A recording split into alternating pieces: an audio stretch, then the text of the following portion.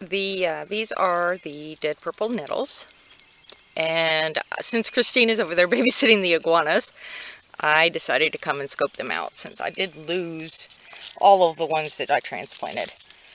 This is actually an area of that I wanted to turn into a flower bed, and maybe at some point it actually will happen. These are awfully yellow right now, so I'm trying not to mess with them.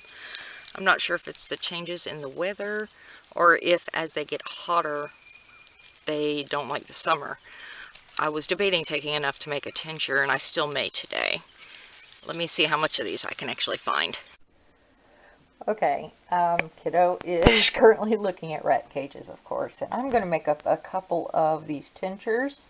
I also realized that this basil has enough of a twig on it. I'm going to leave these upper two leaves, and I'm going to clip the tip.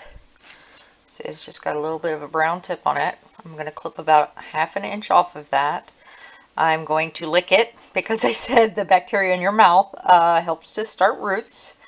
And then I'm going to dip it in the root starter and put it in some water like I did with the other ones. So let me get that done, and then I will be back to make my tinctures. Okay, so I basically had 3 stems in there. I attempted to cut at about a 45-degree angle, which I'm not certain you can even see with this. There we go. That might be a little bit better.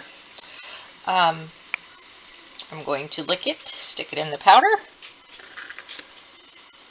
and we're going to get them in the water. I usually put about like that with my start grow. I don't know if that's correct or not, but that's what we've been doing. Alrighty. Okay, I lied to you guys once again. These are bay leaves, not sage. I guess considering I keep saying sage over and over and over, and I don't have any sage yet, that is a sign I should just go and get some damn sage and get it over with. I am going to clip these up and crush them up a little bit. You're supposed to bruise them, and then I will stick it in the jar and add alcohol. See, I have it labeled already. And I will show you what it looks like when I'm done.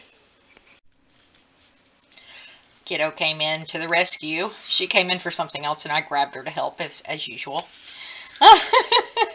She is running and rolling them through her fingers to kind of bruise those leaves up. I'm going to have to get, if I decide to continue doing this, I'm going to have to get a mortar and pestle.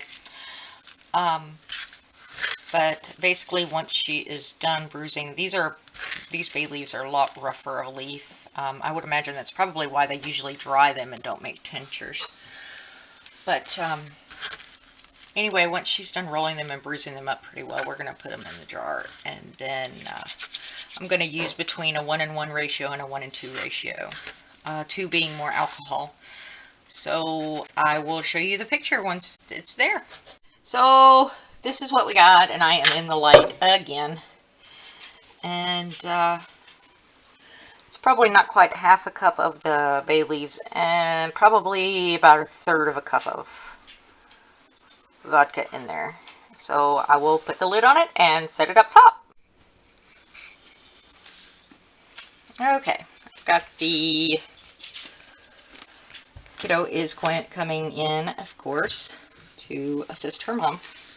Oh, I may need to swap sides with you so we can see, because we are in the shadows.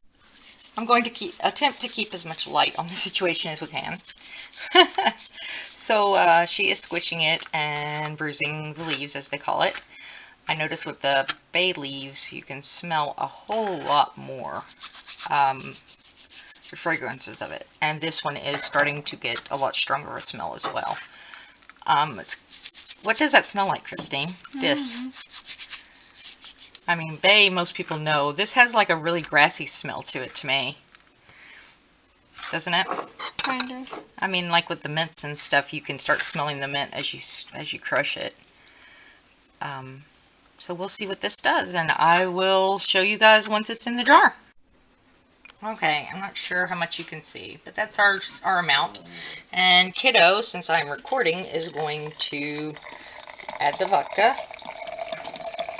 And that's good. And we'll put the lid on it and shake it, and it's going in the window.